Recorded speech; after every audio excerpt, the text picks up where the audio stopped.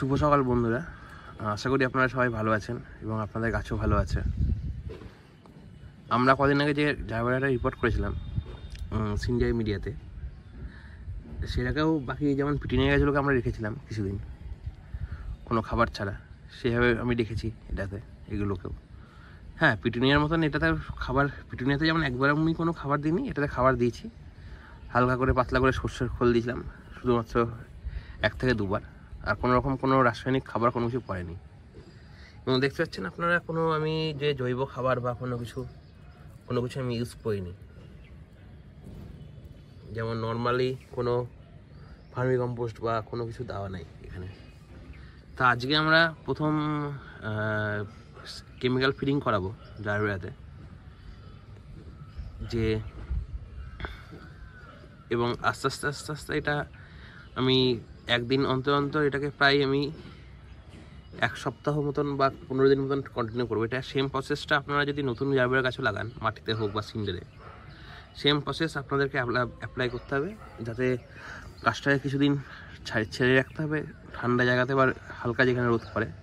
মানে এখন শীতকাল, এখন রোদের টেম্পারেচার আশা করি খুব বেশি নাই, দুপুরবেলা একদিন মানে গরমটা একটু বেশি হচ্ছে।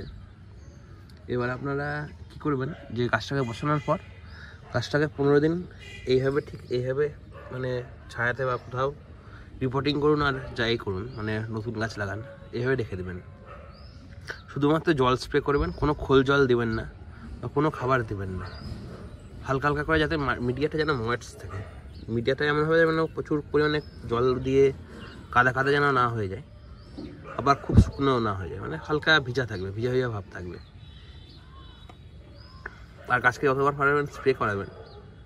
আর সিন্ডার মিডিয়া সেহেতু আমার কোনো জল হোল্ড করার কোনো সমস্যা নাই, জল দাঁড়িয়ে যাওয়ার। আর চেষ্টা করবেন সবসময় এরকম বাট পোর্শনটা যে এরকম একটু উঁচু করে লাগানো, তাহলে এই জায়গাটা একটু পছন্দ হবে না করাতে।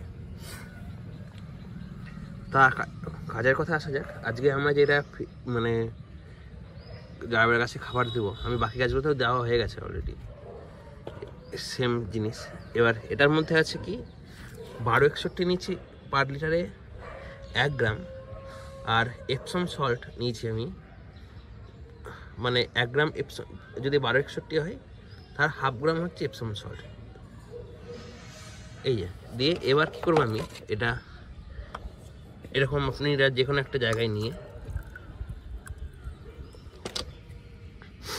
এই যে 250 ml মতন আমি এই গাছটাই আমি দিয়ে দিচ্ছি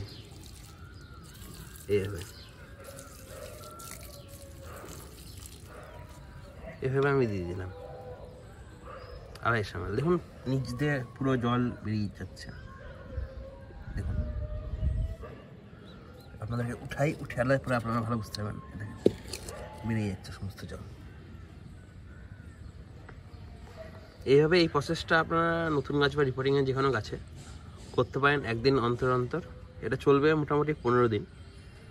তারপর 15 দিন পর আপনারা কি খাবার, তার পরবর্তী ফিডিং কি আসবে সেটা আমরা আলোচনা করব ভিডিওতে। আমি নিশ্চয়ই আপনাদেরকে সবাইকে জানাবো। দেখতে পাচ্ছেন অলরেডি এখানে একটা কুড়ি চলে এসছে এবং এখানেও একটা কুড়ি আসছে, নতুন পাতাও আসছে।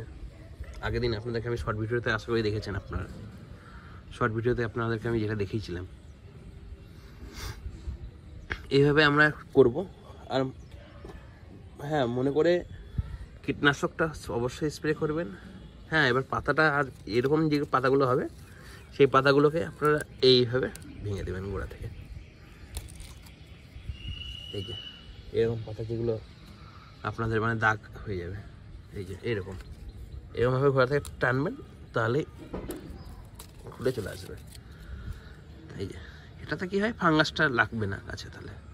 হ্যাঁ, এটা এবারে অনেক সময় আপনারা মনে করেন না, আমরা তো আর প্রফেশনাল বাগানি না বা খুব এক্সপিরিয়েন্স বাগানিও না আমি, সেই জন্য অনেক কিছু মানে ভুলভ্রান্তি হতেই থাকে।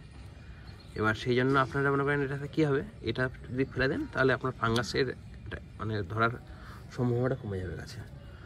আর সপ্তাহে 1 দিন করে অবশ্যই কনফিডার মাইক্রোনিউট্রিয়েন্ট আপনার 10 দিনে হোক বা সপ্তাহে হোক বা যে কোনোভাবে হোক আপনার কাছে যেটা আছে সেটা স্প্রে করবেন। এবার করতে থাকুন, আশা করি গাছ ভালোই হবে। দেখা হচ্ছে অন্য একটা টপিক নিয়ে আপনাদের সঙ্গে পরবর্তী ভিডিওতে। ভালো থাকবেন, সুস্থ থাকবেন।